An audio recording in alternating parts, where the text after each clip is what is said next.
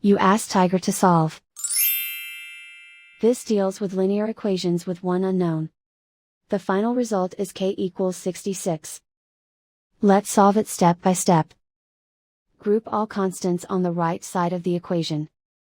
Add 4 to both sides. Simplify the arithmetic.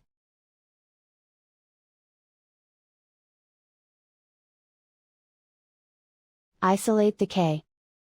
Multiply both sides by 2. Group like terms.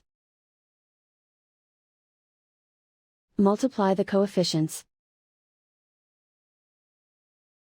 Simplify the fraction.